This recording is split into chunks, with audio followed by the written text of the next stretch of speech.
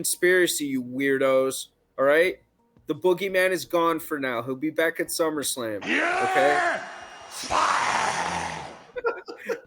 But yeah, bro. It's great. It's good shit, pal. It's good shit. It certainly is. But I'm good not numbers. surprised. I'm not surprised. Yeah. No, definitely good numbers. Pat, our main event for the week here. Let's sort of just surmise basically the good and the bad of WrestleMania weekend. What stood out for you, the good and the bad, night one? The wine. Okay. That was the good on both nights. Aside from the wine, man, it's tough, okay? Because like 3 of them really jump out at me, but then there's like that 4th one. So in no particular order, I'd probably have to say Charlotte and Rhea. Hell of a fucking match. Really unfortunate that Charlotte got hurt there, man. I think she knocked herself out there. And I actually watched that with our buddy night one, the comic book warrior, Gabe Baez. Shout out to Gabe Baez. Woo! And, watched it with, yeah, great. Yeah, great. Because the last time he was on the show, you were fucking embarrassing. I was not embarrassing. I'm sorry. And then, you know what? I'm not going to do this. I'm a broadcast journalist. I'm not gonna fucking dress you down on the air, dude. I'm not gonna do that because I'm a fucking character guy, and because today is Easter's. All right. So I'm not gonna do that today.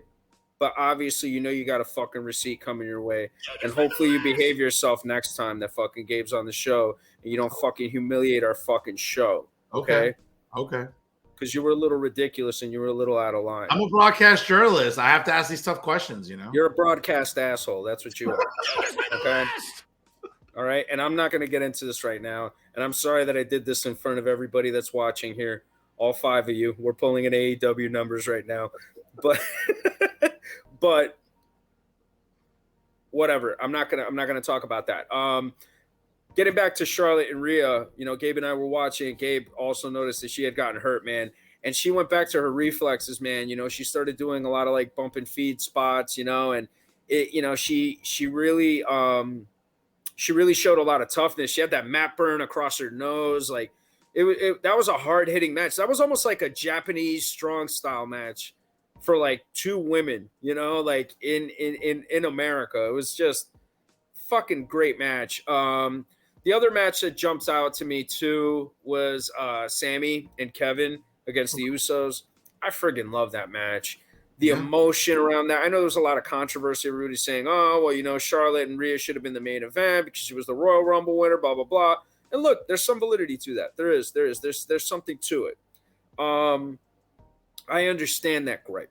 But the emotion, the ratings, the draw, everything that was there, it was there for Sammy and Kevin against the Usos. And you saw it, and it was evident in that main event. I mean, you look around and you look at the crowd, everybody was standing.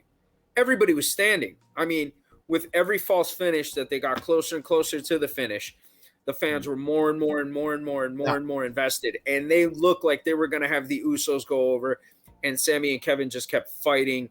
And then just that payoff, man, that tight shot with Sammy's face. And Sammy's like got like, his face is all messed up and stuff. And he's hitting those kicks at Jay, and he's having like his moment of redemption. And then they just go over and the place just explodes. What a matchup.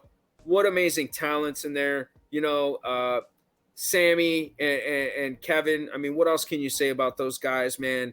They're 2 guys that I was not a fan of at one point.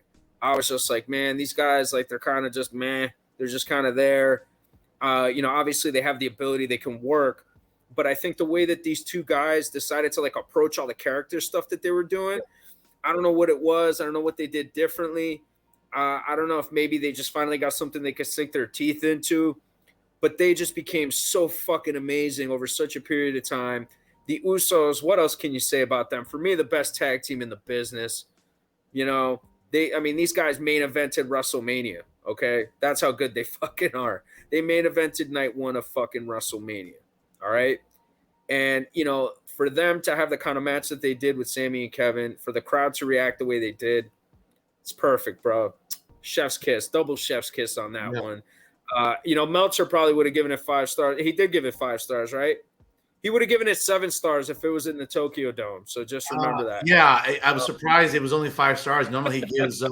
I mean, listen, he gave the Lucha Brothers and the Young Bucks like 55 stars out of 5. So I was really surprised that it was that low.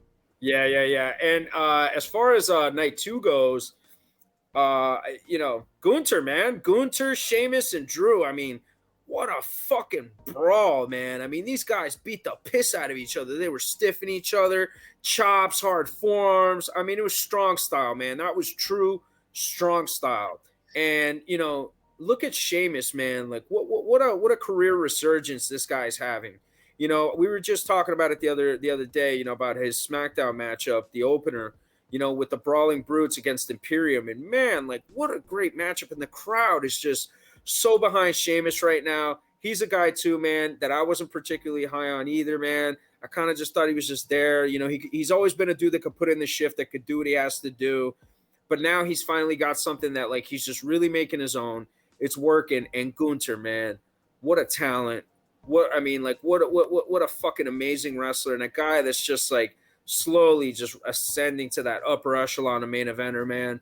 The sky's the limit for this dude. I really am curious to see how he does once he gets some more character work, underneath his belt. But just an amazing talent to watch. Yeah. And honorable mention. Oh man, it's so tough because I really like the Cena and Austin Theory match. I really enjoyed it. I thought that was a really good matchup. And Dom and Ray, I mean, like, that's another match that's just like, Dom and Ray, like, what a great story they told there. I would have liked to have seen Dom go over just to keep that cheap heat going, that fucking beating his dad and shit like that. It ain't even cheap heat. It's long-lasting heat. Sure. And for all you MJF marks out there, Dom right now has the best kind of heat that you could ask for. People boo him everywhere. They don't cheer him the way they do MJF. MJF's more of a tweener than anything else, man. Like, he's more of a baby face. Like, fans like him. Nobody likes Dom. Dom tried to cut a promo on Friday, couldn't even get a fucking word in because the crowd was just so hot. But I mean, that's another matchup that jumps out at me. I mean, there's too many to name, but I mean, those are just a few. And as far as anything negative, man, I don't really have anything too negative to say. I mean, the Lita and Trish and Becky match against Damage Control wasn't great. I think that Lita and Trish kind of, didn't really have it all in them that day. They couldn't really go maybe to the best of their liking. But I thought that the girls improvised really well, and I thought that they did what they did. I mean, look, all of those women are top performers, whether in the past or now. And, they put in a shift too. But, I mean, I don't really have anything negative to say about the show. I think even for the things that people might consider bad, it was still good. I mean, Omos and Brock, everybody cut that shit up to ribbons, man, online. Everybody was like, oh, this is going to be the shit. This is going to be fucking horrible. The interaction was great for it.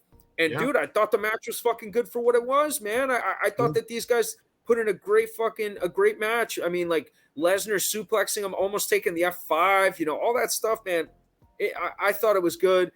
I got nothing but praise. I'm putting it over 100% for. I mean, listen, night 1, I think what stood out for me, obviously, all your points are on the money.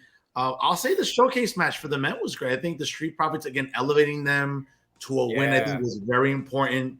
Yeah. Again, it's easy to forget about the Street Profits, but they're a team that I think that checks off a lot of boxes for what they're doing with, athleticism, character work. And let's be honest, Alpha Academy too. My boy Chad Gable, dude, with that rolling German on Braun. And Braun, the athleticism of a man that size, fucking A, man. Absolutely. What stood out for me too, when we did our preview, I love Ray going over. I think from a storytelling perspective, the idea of the dad finally getting over on the evil son, all the months of the antagonism, the ridicule, having the mom and the sister there, like that just personalized it more. It just made it more emotional. Certainly Bad Bunny interjecting himself into the match. I think obviously setting up to what we will see in Puerto Rico next month at Backlash. I love that one. I'm with you. I think maybe not, I hate to say the bad of night 1, but certainly what was a little disenchanting was the 6-woman match. Obviously, I think we know that Trish and Lita are limited at this point. Still great to see them come out on top, obviously, as the legends, along with Becky. That was great for me for night one. Obviously, as you mentioned, the Usos and Kevin Owens and Sami Zayn. Listen, I was out Saturday night with my cousin and the rest of the crew. I'll tell you, I know you would have hated that venue because it was like Mark Central. There was a lot of body odor that again, I can't really unsmell. But we were there, but it was fun to watch, but everybody was on the edge of their seats. That match was so well produced, obviously, and seeing Kevin and Sami defeat the Usos, arguably the best tag team of probably the last decade. When you look at their in-ring work and character work, I think was amazing. Sunday night, to your point about obviously Lesnar and Omos being better than what most people predicted, I think was also a pleasant surprise. The women's showcase match, I think, was great too. I wasn't happy seeing Asuka lose. Again, it doesn't take anything away from her. She's still super over. I get it. Bianca, they're pushing Bianca into this upper echelon of a historic run that, is going to, probably be parallel with the Fabulous Moolah, Wendy Richter, Sherry Martel, Trish Stratus. I get it. They're pushing Bianca to the moon here. And she's won me over. I never liked that character. I never liked that gimmick of twirling around the ring, skipping around with the hair, but she has won me over. Her mic work is amazing. She's got a lot better in the ring. She just gets it. She's a naturally gifted athlete. I tell you, the Hell in a Cell, listen, this is my thing. And I get that it's not a product that we grew up with per se, where we look at Hell in a Cell. And I've always liked a little color in the match. We got it inadvertently with Finn Balor, unfortunately, not grabbing the ladder as it came at him. And just, for whatever reason, it was sort of like, if you remember when Angle, when Sting hit Kurt Angle with that bat impact Wrestling 6 years ago, like Kurt was supposed to kind of block the bat. It kind of went through his hands and cracked him right in the skull. Yeah. I think that's what happened with Finn Balor. Obviously, they stopped the match a little bit. They wanted the trainers to come out and clamp it, put a neutralizing agent on his cranium. Obviously, you can see there, I think I read somewhere like 50 staples were needed at the end of the night to close the wound. I don't know, Pat. Again, it's not for me. I kind of enjoy the old, Hell in a Cell matches where they would just kept going and Balor bled all over the place. So be it. But that's not what the product is now. I get it. Hell of a match. Well, still, Fern, I think aside from that, and not to cut you off there, I think aside from that, he had actually hit some sort of vein or some sort of I'm at a loss for words here. The fucking the valve there with the fucking blood that ain't a vein. Any of you doctor folks out there, he had hit one of those main valves there, and he was fucking spewing out a lot. And it's my understanding, they put that on him to kind of do it.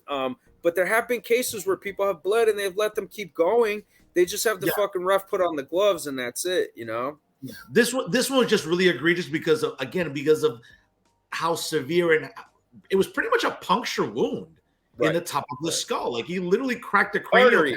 He had a fucking artery or something. I don't know. Yeah, one of them literally, the ladder cracked the cranium right above. And when you think about the force it took to crack that, that's arguably one of the hardest parts of your cranium. Again, great match. We watched it together. I was at the Uribe family compound there. And by the way, dude, I don't understand why I have to sign so many NDAs before I even walk in the fucking door, and why there's like 3 metal detectors, but whatever. That's a whole other conversation for another time. But we watched it together, and we were kind of remarking that, like, hey man, this is kind of fucking bananas. Your cousin was there as well too, and we were kind of just anticipating what was going to happen. But Edge, man, credit to him, kind of calling an audible, rummaging around, looking for weapons, wasting time for Finn to get his head glued together. Sure. And I'll say this much. The one, I hate to say the bad or the negative, I think is, after what we learned about Shane McMahon in 2021 at the Royal Rumble, where apparently I think he and his father ran into some creative differences and he was pretty much written off TV for a while. It was great to see Shane McMahon back on TV. Obviously in that segment with The Miz, things happen in the ring.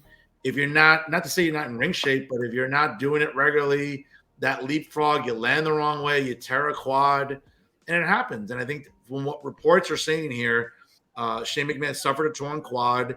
and that's going to require surgery and rehab, and that's a good 8-9 months of Shane pretty much being incapacitated. So it's unfortunate to see Shane McMahon return to WrestleMania under this I guess this spotlight, and to have that unfortunate accident. That was pretty much the only bad thing I would say about night two, where everything else was great. As you mentioned, the Gunter match, amazing. He continues on as a great character, great worker. Yeah. They beat the piss out of each other.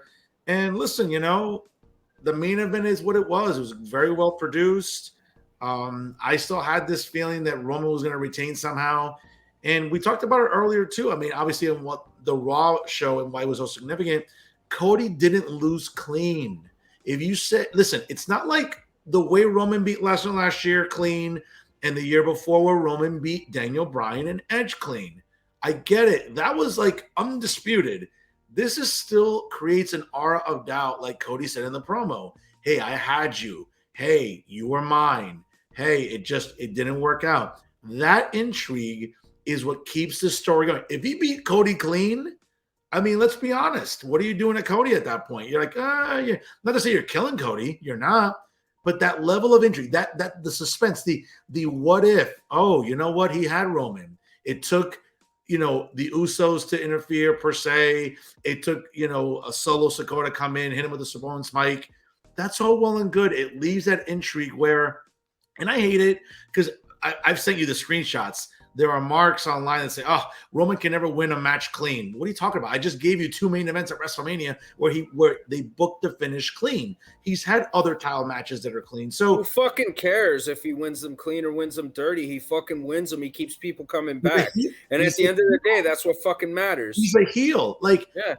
Case in point, one of the things that made Ric Flair's title defenses in the old NWA in the WCW days was that, okay, there were times he needed the Horseman to win, but there were times he beat people clean.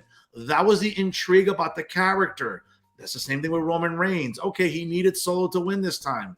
They've never booked matches for him to win cleanly. He has. So I think, again, all in all, a good show, great numbers as Paul Levesque talked about at the press conference afterwards. And by the way, what a well done, smooth press conference afterwards. Not the media scrums that we've come to see with AEW.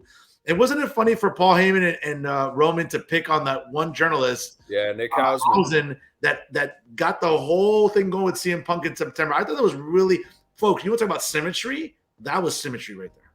Yeah, absolutely. It was great stuff, man. We had stuck